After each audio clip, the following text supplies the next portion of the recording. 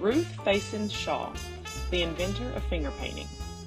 Ruth Faison Shaw was a pioneer in the progressive education movement in the early 1900s.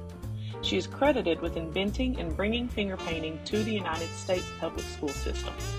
Shaw was born in 1889 in North Carolina. When she was 25 years old, World War I began.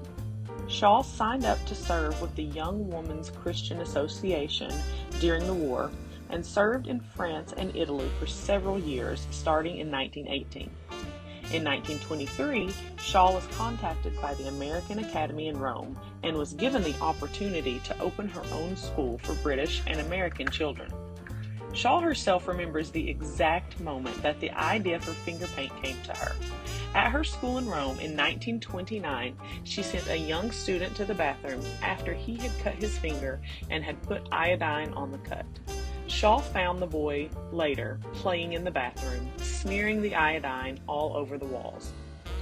Shaw took this moment as an inspiration and recognized in that boy a child's innate desire to smear and use their hands and fingers to create. Shaw immediately began experimenting with different materials and developed her own recipe for a finger paint that was thick, gelatinous, and non-toxic. Her finger paint recipe was patented in 1931 and began to be mass-produced in 1936.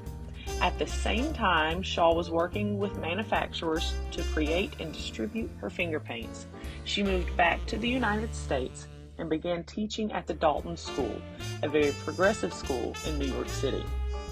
In 1936, the first ever exhibition of finger painting was held in New York City, and shortly thereafter, in 1937, Shaw began writing and publishing her work in papers and books. In 1940, Shaw took her finger painting technique to the Menninger Clinic in Kansas and began working with psychiatric patients to study the effects of finger painting on patients. In 1960, Shaw hosted her own television show in North Carolina, teaching her finger painting techniques. Shaw died in 1969, but has left a lasting legacy in the art classrooms of today.